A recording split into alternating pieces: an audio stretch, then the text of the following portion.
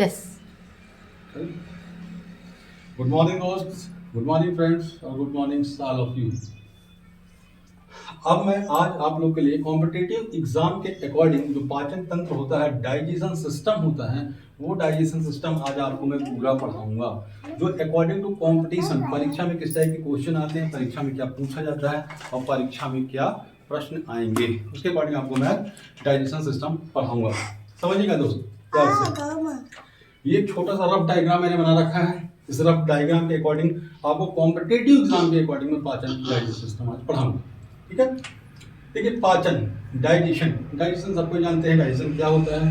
Digestion का मतलब होता है जो भी भोजन हम खा रहे हैं, जो भी खाना हम खा रहे हैं, वो खाना हमारे मुख के माध्यम से पेट पे जाएगा, पेट के माध्यम से पचेगा और पचने के बाद बाहर निकल जाएगा। ये डाइजेशन होता है, सबको पता है, इसमें कोई कठिन नहीं है। लेकिन परीक्षा कंपटीशन कैसा पाचन जानता है, क्वेश्चन कैसे बनेंगे, कैसे सॉल्व करना है और आंसर कैसे लगाना है, आज अपन वो वाला पाचन पूरा का पूरा यहाँ पर पढ़ेंगे। ठीक है। देखिए डाइजेशन सिस्टम क्या होता है। सबसे पहले जो डाइजेशन सिस्टम होता है, यह होता है जटिल पदार्थों का सरल पदार्थों में टूटना। समझ में आएगा? जो कॉम्प्लेक्स एलिमेंट्स होते हैं जो सिंप्लेक्स पर तोड़ना ही पाचन कहलाता है। कॉम्प्लेक्स कैसे? जैसे हमने रोटी खाई, चावल खाया, कुछ भी खाया, वो बड़ा रहता है। अब इतनी बड़ी रोटी तो अपन मुंह में नहीं डालते हैं, पहले हाथ से तोड़ते हैं, उसको छोटी बनाते हैं। जब वो छोटी हो जाती है, इसको सब्जी में मिला के मुंह में डालते हैं। मुंह में डालते हैं तो हमारा यहाँ पर दांत एक्टिव होता है। क्या एक्टिव होता है? दांत। जब दांत एक्टिव होगा तो दांत उसे चबाना चालू करता है, चबा चबा के जो जटिल पदार्थ होते हैं उनको सरल पदार्थों में तोड़ता चला जाता है। आगे बात समझ में? जटिल को सरल में तोड़ देता है डाइजेशन सिस्टम की एक पहली प्रोसेस में।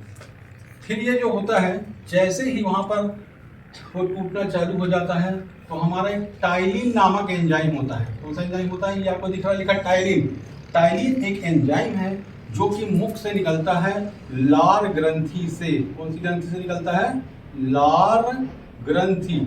लाल ग्रंथि मनुष्य में 3 जोड़ी पाई जाती है। कितनी पाई जाती है? 3 जोड़ी। ये 3 जोड़ी लाल ग्रंथि होती है, उसमें से एक पाइलोरिक होती है। उस पाइलोरिक लाल ग्रंथि से हमारा टाइलिन नामक एंजाइम निकलता है और यह टाइलिन एंजाइम उसे पाचन में मदद करने का कार्य करता है और लगातार उसे लसलसा बनाता है। जब भोजन खूब लसलसा बन जाता है, गीला हो जाता है, लुगदी बन जाती है, तो वह भोजन मुख से निकलने के बाद सीधा और सीधा हमारी ग्रास नली में आ जाता है। आप आ जाता है ग्रास नली। ग्रास नली को अपन ईसोफेगस कहते हैं। क्या बोलते हैं? ईसोफेगस। इस ग्रास नली में आ जाता है। यहां तक की बात समझ में आ गई?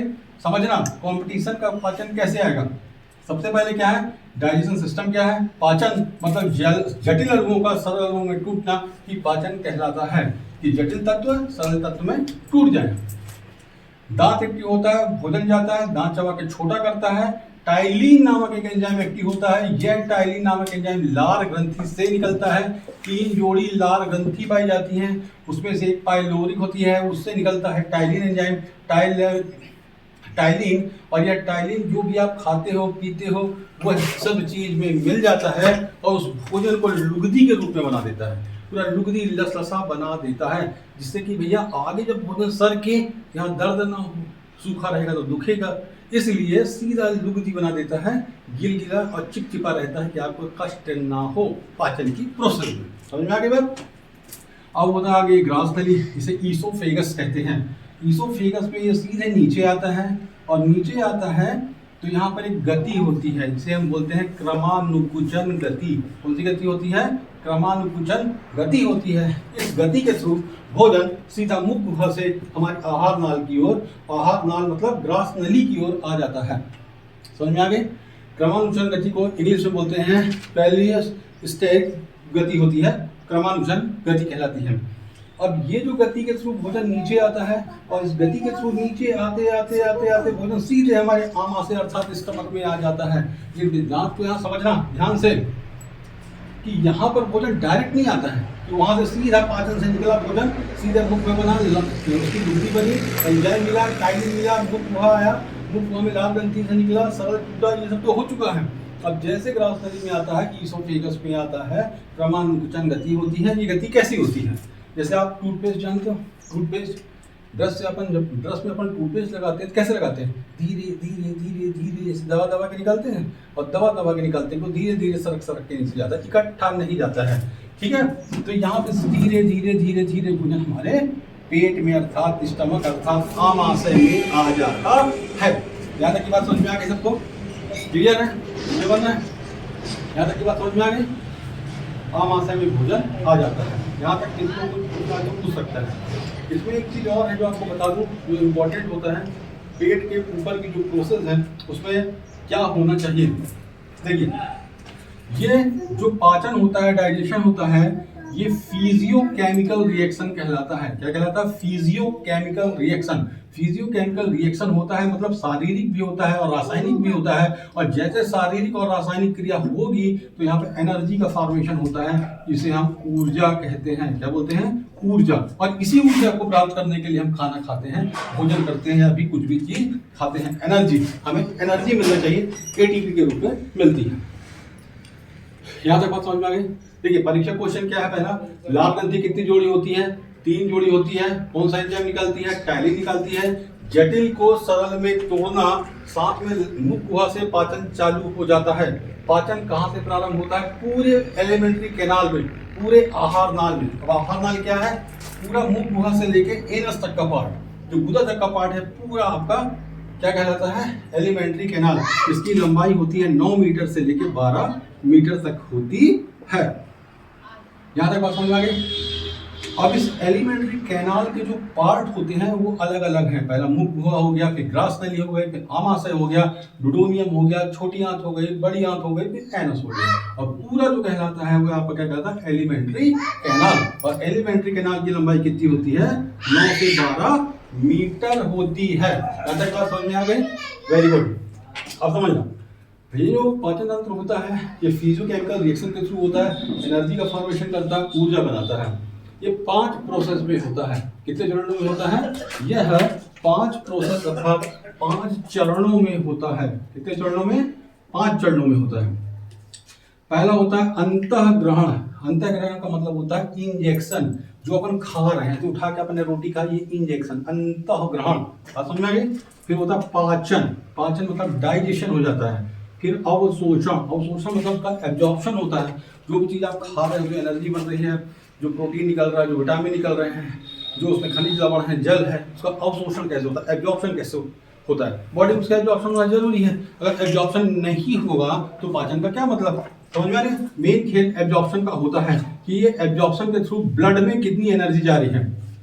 क्योंकि जैसे एनर्जी हो, ब्लड जैसे कि जैसे एब्जॉर्प्शन होगा तो ब्लड एक्टिव होता है, ब्लड में जाके वो मिल जाता है ग्लूकोज के रूप में, और ग्लूकोज के रूप में मिलता है तो वो आपके पूरे बॉडी में सप्लाई हो जाता है। बॉडी में सप्लाई होती है, आपको ताकत मिलती है। बात समझ में आ रही है? फिर होता है स्वांगीकरण, एसिमिलेशन। स्वांगीकरण का मतलब होता है जो एनर्जी आपके बॉडी में खाने पीने के द्वारा तैयार हुई है, बनी है, उस एनर्जी को किसको कितना देना है, कौन सा पार्ट कितना करता है, मतलब उसका एक तरह से मान लीजिए उसको मैनेजमेंट करना। एनर्जी का जो मैनेजमेंट करना कहलाता है वही है स्वांगीकरण। और शोषण होने के बाद मल परित्याग। अंतिम होता है डिफेक्शन। अंतिम होता है डिफेक्शन, मल परित्याग मतलब जो भी आपका काइम होता है, जो बचा हुआ पदार्थ होता है काइम के रूप में, वेस्ट मटेरियल होता है। जब पानी वाटर का एब्जॉर्प्शन हो जाता है तो उसके बाद जो काइम बनता है वो एनस के थ्रू जो बाहर निकल जाता है वही आपका मल परित्याग कहलाता है। मल परित्याग मतलब एनस के द्वारा सीधा बाहर चला जाना। आगे बात यहाँ तक समझ में ध्यान से समझना, अच्छे से समझना, ध्यान से। अपन सिर्फ पढ़ रहे हैं कंपटीशन का पाचन। कौन सा पाचन पढ़ रहे हैं अपन? कंपटीशन का पाचन पढ़ रहे हैं। यहाँ तक की बात समझ में आ गई? आ गई आप लोग को समझ में यहाँ तक की बात? अब देखिए एक चीज और आपको बता दूं अकॉर्डिंग टू कॉम्पिटिशन कि जो ये अपना पार्ट है, जो मुख है, जब मुख वहाँ में भोजन रहता है, टाइलिन एक्टिव होता है, सब कुछ होता है, तो अपन जो भी खाते हैं वो पॉलीसैकेराइड होता है। क्या होता है? पॉलीसैकेराइड। ये टूट जाता है किसमें? डाइसैकेराइड में। और डाइसैकेराइड टूट जाता है किसमें? मोनोसैकेराइड में। किसमें टूट जाता है? मोनोसैकेराइड में। ठीक है। पॉलीसैकेराइड में होता है स्टार्च, अपन स्टार्च खाते हैं। डाइसैकेराइड में जाता है सुक्रोज, वो सुक्रोज में टूट जाता है, जो मीठा लगता है, भोजन चबाने में होता है मीठा लगता है। तो पॉलीसेकेराइड खाया अपन ने स्टार्च, और जैसे ही अपन ने स्टार्च खाया बोलते हैं मुंह में भोजन मीठा लग रहा है, चबाओ मीठा लगेगा, चबाओ मीठा लगेगा, क्योंकि ये पॉलीसेकेराइड टूट जाता है डाइसेकेराइड में, और डाइसेकेराइड ही हमारा क्या है? स्टार्च। डाइसेकेराइड हमारा क्या है? सुक्रोज, जो मीठी शुगर कहलाती है। और लास्ट पे टूट जाता है मोनोसेकेराइड में, और मोनोसेकेराइड का मतलब होता है ग्लूकोज, और ग्लूकोज ही हमारी क्या है? ऊर्जा। और ये ग्लूकोज ही क्या है? ऊर्जा। बात समझ आ गई इतनी? फिर से समझना, जो भी चीज हम खाएं, टाइलिन मिला, ये सब तो हो गया। उसके बाद वो अपन ने जो खा रहे हैं वो स्टार्च है। स्टार्च मतलब पॉलीसेकेराइड, पॉलीसेकेराइड टूटेगा डाइसेकेराइड में, डाइसेकेराइड टूटेगा मोनोसेकेराइड में, मोनोसेकेराइड बना देगा क्या? सीधा ग्लूकोज, और ग्लूकोज ही हमको चाहिए, और ग्लूकोज ही क्या है? ऊर्जा, एनर्जी कहलाती है। आगे बात समझ आता है? अब देखिए आगे समझिएगा, यहाँ तक का चैप्टर आपको समझ में आ गया होगा। अब आगे समझिएगा, ये वाला जो पार्ट कहलाता है, अब आ गया भोजन कहाँ पर? आमाशय में। कहाँ पे आ गया भोजन? आमाशय में। मुख गुहा की जो प्रोसेस थी वो कंप्लीट हो गई, अब सीधा भोजन कहाँ पे आ गया? आमाशय में। आमाशय, आमाशय की जो लंबाई होती है वो 30 सेंटीमीटर तक होती है। कितनी होती है? 30 सेंटीमीटर तक होती है। इस आमाशय के 3 भाग होते हैं। कितने भाग होते हैं? 3 भाग होते हैं। ध्यान से समझना, 3 भाग होते हैं। टोटल हम कंपटीशन का पाचन पढ़ेंगे। किसका पाचन पढ़ेंगे? कंपटीशन, कि कंपटीशन के अकॉर्डिंग कैसे पाचन पढ़ना है और परीक्षा पास करके नौकरी लेना है। ठीक है। पहला जो ऊपर वाला पार्ट होता है इसे कार्डिक पार्ट कहते हैं, जो बीच वाला होता है इसे फंडिक कहते हैं, और जो नीचे वाला होता है इसे पाइलोरिक पार्ट कहते हैं। क्लियर?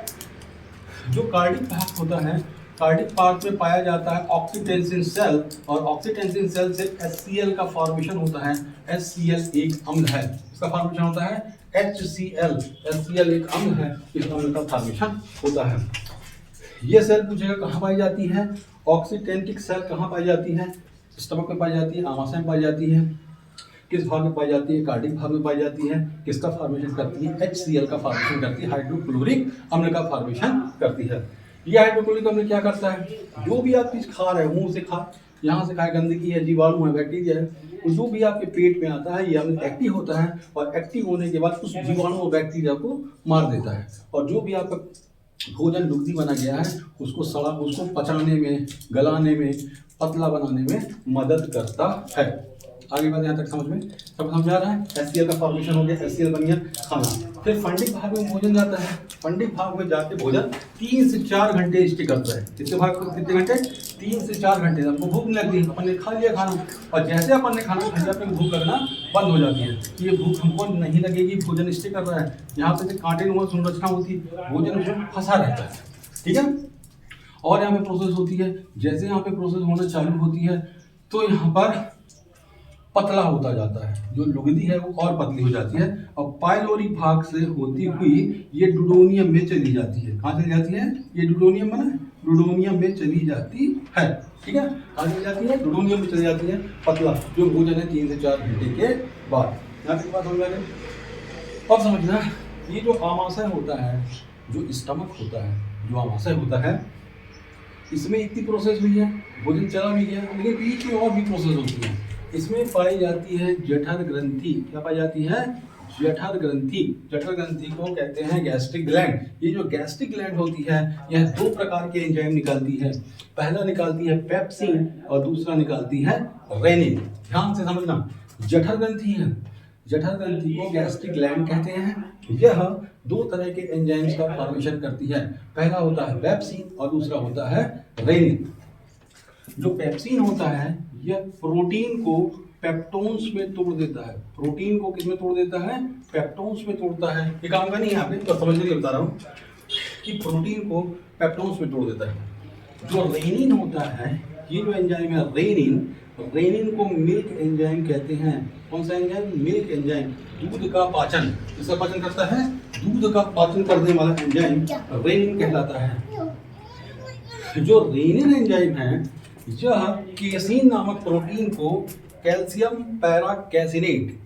पैराकैसिनेट जो दही का फॉर्म बनाता है उसमें कन्वर्ट करके पाचन में मदद करता है। क्लियर? ये बच्चों में ज्यादा एक्टिव होता है। आगे का समझ में कि जठर ग्रंथि है, जठर ग्रंथि से रेनिन निकलता है, जठर ग्रंथि से पेप्सिन निकलता है, जो पेप्सिन होता है वो प्रोटीन को पेप्टोन्स में तोड़ देता है, बाद में भी टूटेगा, बाद में जो प्रोटॉन्स होता है वो एमिनो में टूट जाएगा, अमीनो एसिड्स बना देगा, बाद में ये मिल्क है पैराकैसिनेट बना देता है, कैल्शियम पैराकैसिनेट, उसके थ्रू ये दही बनाता है और पाचन में मदद करता है। अब परीक्षा क्वेश्चन कि जठर ग्रंथि कहाँ पाई जाती है, तो समझ जाना आमाशय में पाई जाती है।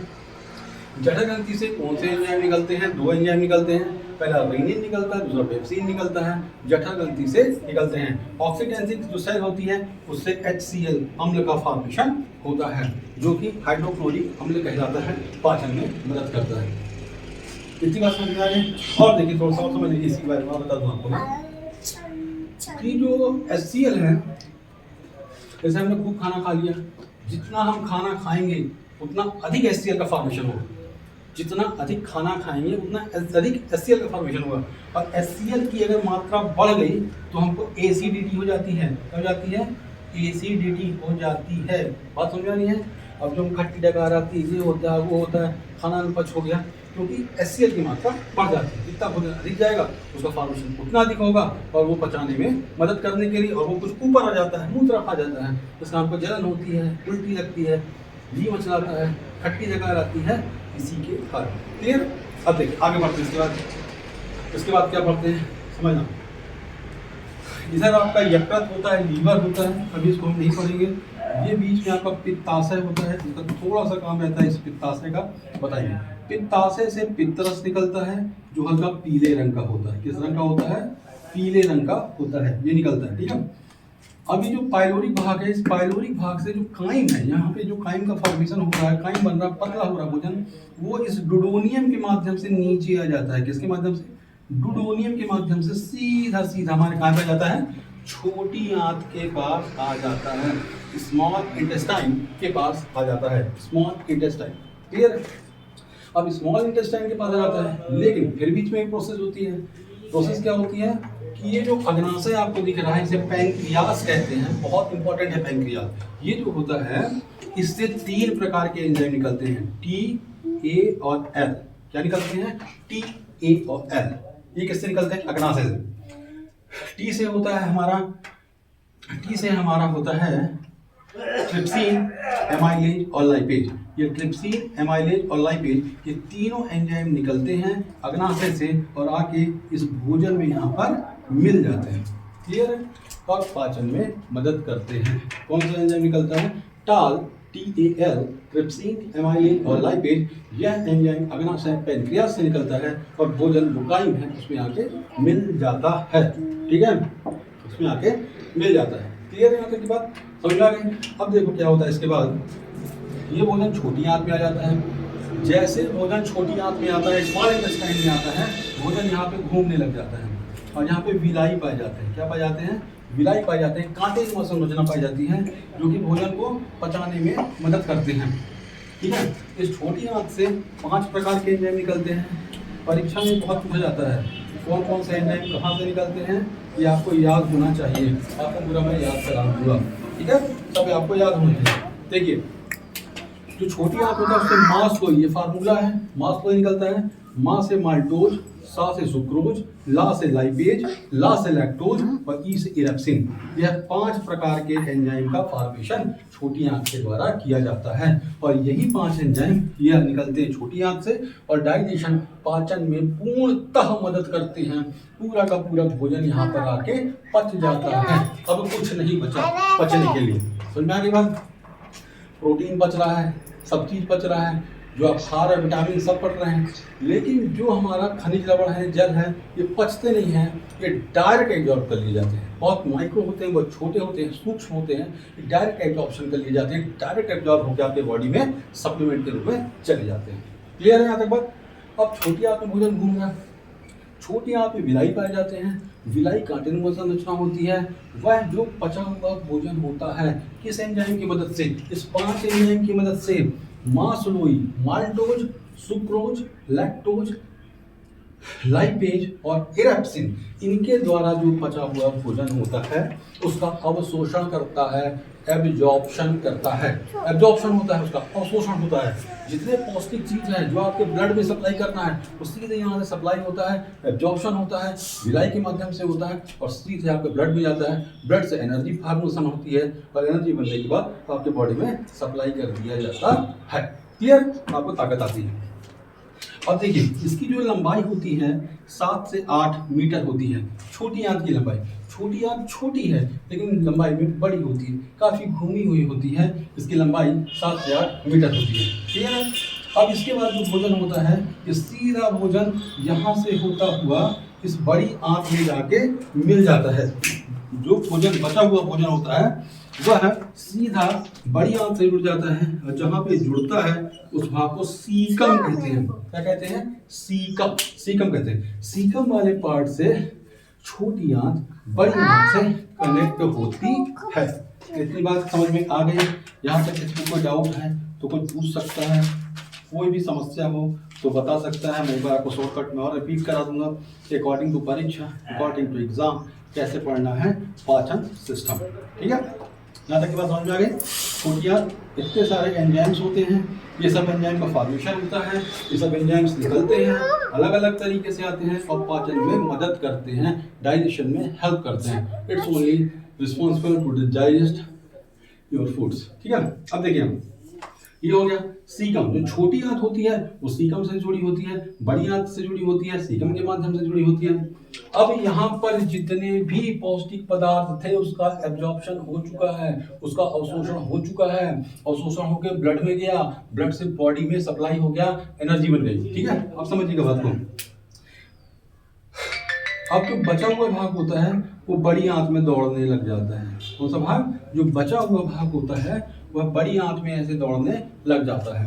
जो कचड़ा बचा है, सीधी सी बात, जो कचड़ा बचा है वो बड़ी आंत में दौड़ने लग जाता है। बड़ी आंत की लंबाई 1.5 से 2 मीटर होती है। कितनी होती है? 1.5 से 1.5 से 2 मीटर तक होती है जो बड़ी आंत की लंबाई होती है। और ऐसे पूरा भोजन दौड़ रहा है, दौड़ रहा है, दौड़ रहा है। लेकिन कैसा भोजन दौड़ रहा है? वेस्ट पदार्थ दौड़ रहा है, गंदगी दौड़ रही है, लेकिन उसमें है क्या? पानी, जल। जल उसमें अवेलेबल है, जल उसमें अवेलेबल है। तो बात समझिएगा कि जैसे जल इसमें है तो बड़ी आंत जो होती है यह बड़ी आंत सिर्फ जल का अवशोषण करती है, जल का अवशोषण करती है। बड़ी आंत जल का अवशोषण करती है और कुछ नहीं करती है। क्लियर है बात समझना?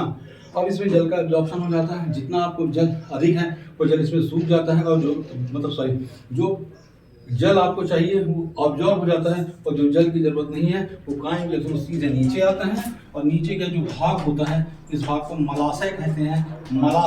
मलाशय को इंग्लिश में रेक्टम कहते हैं। इस रेक्टम में जाकर रुकता है और रेक्टम में कुछ देर रुकने के बाद यहाँ पे एनस है, गुदा, इस गुदा के थ्रू बाहर हो जाता है। ये बात समझ आ गई? एनस है, एनस को गुदा बोलते हैं और गुदा के थ्रू ये जो वेस्ट पदार्थ है पूरा का पूरा बाहर हो जाता है। आगे यहाँ तक बात समझ में? ये हमारा डाइजेस्टिव सिस्टम, पाचन तंत्र कहलाता है। अब समझिएगा कई बार ये बड़ी आंत ज्यादा एक्टिव हो जाती है, अधिक पानी अवशोषण कर लेती है, अधिक पानी सोख ली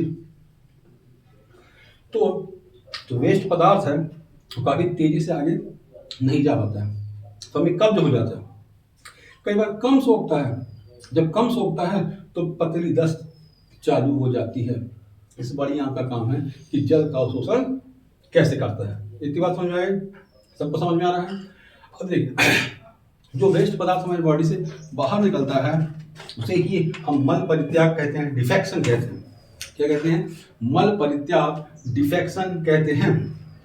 ये जो मल परित्याग होता है, ये जो डिफेक्शन होता है, इसमें से जो मल होता है उसका जो पीला रंग होता है, उसमें पीला पीला रंग होता है, वो होता है स्टर्कोबिलिन या यूरोबिलिन के कारण। स्टर्कोबिलिन या यूरोबिलिन के कारण होता है। और जो मल से बदबू आती है वो डंडोल और स्केटोल के कारण आती है।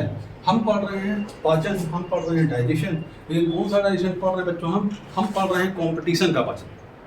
कि कॉम्पिटेटिव एग्जाम में किस तरह का पाचन होगा, कॉम्पिटेटिव एग्जाम में किस तरह से क्वेश्चन बनेंगे, उस क्वेश्चन का हमको कैसे एग्जाम में टिक लगाना है, नंबर लेना है, पास होना है और बगल वाले के घर में नगाड़ा बजवाना है जलन का सिलेक्शन लेने के बाद। ठीक है, समझ में आ रही बात। पड़ोसी के घर में डंका बच के रहेगा। ठीक है, अब देखिए, इसलिए फिर से समझिएगा इस चीज को। अपन पाचन पढ़ रहे हैं, अपन डाइजेशन पढ़ रहे हैं। कौन सा डाइजेशन पढ़ रहे हैं? अपन कंपटीशन का पढ़ रहे हैं, कैसे क्वेश्चन बनते हैं, कहाँ से क्वेश्चन आते हैं, उसके बारे में अपन पढ़ते हैं। ठीक है, एक शॉर्टकट में आपको फिर समझाने का प्रयास कर रहा हूँ मैं। डाइजेशन क्या होता है? डाइजेशन का मतलब होता है जटिल अणुओं का सरल अणुओं में टूटना। जटिल का सरल में टूटना। मुख गुहा वोकल कैविटी से पाचन प्रारंभ हो जाता है। इसमें जो भी पॉलीसेकेराइड हम खाते हैं, जो स्टार्च हम खाते हैं, वो डाइसेकेराइड में टूट जाता है। डाइसेकेराइड में टूटने के कारण भोजन में मीठा लगता है, क्योंकि डाइसेकेराइड ही हमारा सुक्रोज है और सुक्रोज मीठा होता है। फिर मोनोसेकेराइड में टूट जाता है। मोनोसेकेराइड से कोई का एग्जाम्पल हमारा ग्लूकोज होता है, और ग्लूकोज से हमें ऊर्जा मिलती है, एनर्जी मिलती है। यही एक छोटी सी प्रोसेस है जो पाचन होती है। ठीक है, जैसे मुख गुहा में क्या, पाचन मुख गुहा से प्रारंभ हो जाता है और छोटी आंत में समाप्त हो जाता है। पाचन मुख गुहा से प्रारंभ होता है और छोटी आंत में समाप्त हो जाता है। टाइलिन मुख गुहा में एक्टिव होता है, लाल ग्रंथि से निकलता है, पाचन करता है, काइम बनाता है, लुगदी बनाता है। उस लुगदी ग्रास नली में आती है। ग्रास नली में पाचन नहीं होता है। याद रखना, पूरे आहार नाल, पूरे एलिमेंट्री कैनाल जो 9 से 12 मीटर है, उसमें ग्रास नली ईसोफेगस में पाचन नहीं होता है और डुडोनियम में पाचन नहीं होता है। डुडोनियम और किसमें? ग्रास नली, ईसोफेगस में पाचन नहीं होता है। यहाँ पर एक गति होती है, इसे क्रमानुकुचन गति कहते हैं। इस गति के थ्रू भोजन हमारा पेट में आता है। पेट के 3 भाग होते हैं। पहला होता है कार्डिक, फिर होता है फंडिक, फिर होता है पाइलोरिक। इस कार्डिक भाग में एचसीएल निकलता है, ऑक्सीटेंसिल सेल से निकलता है।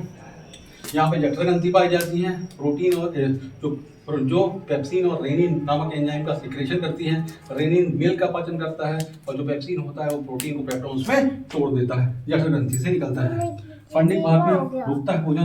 पाइलोरिक भाग से सीधा भोजन छोटी आंत में चला जाता है। छोटी आंत में कुछ स्टे करता है, 5 एंजाइम पाए जाते हैं। इन 5 एंजाइम से मिलता है। इन 5 एंजाइमों के थ्रू नाम है मास्लोई से मिलता है और फिर वहां पर से भोजन एब्जॉर्प्शन होता है, अवशोषण होता है। अवशोषण हम विलाई के माध्यम से होता है और फिर वो बड़ी आंत में चला जाता है, बचा हुआ भाग सीजन के माध्यम से। और बड़ी आंत में से जाने के बाद ये भोजन सीधा मलाशय में जाता है। मलाशय से रेक्टम और रेक्टम से होता हुआ भोजन नीचे सीधे बाहर निकल जाता है। यहाँ तक की बात समझ में आ गई। ये कौन सी प्रोसेस है? फिजियोकेमिकल प्रोसेस है। एनर्जी डेवलप करती है, ऊर्जा का फॉर्मेशन करती है। 5 चरणों में होती है: अंतःग्रहण, इंजेक्शन, पाचन, डाइजेशन, अवशोषण, एब्जॉर्प्शन, स्वांगीकरण, एसिमिलेशन और मल परित्याग अर्थात डिफेक्शन के रूप में होता है। इतनी बात समझ में आ गई। और जो पाचन होता है, जो मेन होता है पाचन, ये हमारा जल और एंजाइम के थ्रू होता है। जल और एंजाइम के थ्रू होता है। पूरे पाचन में वाटर और एंजाइम 2 महत्वपूर्ण चीज हैं। इनके बिना पाचन नहीं हो सकता है। समझ में आया आपको पाचन क्या होता है, डाइजेशन कैसे होता है, कंपटीशन में क्वेश्चन कैसे बनते हैं, कंपटीशन में कैसे क्वेश्चन लगाना है। पूछेगा आपसे पाचन कहाँ होता है, कहाँ से प्रारंभ होता है? मुख गुहा से प्रारंभ होता है और छोटी आंत में समाप्त हो जाता है। क्लियर है? ये सब बीच की प्रोसेस है। आमाशय से 2 एंजाइम निकलते हैं, रेनिन और पेप्सिन। अग्नाशय से 3 एंजाइम निकलते हैं, टाल, टाल, ट्रिप्सिन, एमाइलेज और लाइपेज। और छोटी आंत से 5 निकलते हैं, मास्लोई। ये 5 एंजाइम आपको याद रखने हैं। इसी एंजाइम के थ्रू मिलके जल के साथ पाचन हो जाता है। पाचन कहाँ नहीं होता है? ईसोफेगस, ग्रास नली में नहीं होता है और हमारा डुडोनियम में नहीं होता है। यह मदद करते हैं पाचन में। ओके, समझ में आया आपको पाचन तंत्र? कैसा लगा पाचन तंत्र? समझ में आया हो तो बताइए, मैं और वीडियो आपको लिए लेके आऊंगा। कंपटीशन का पाचन बंद करते हैं।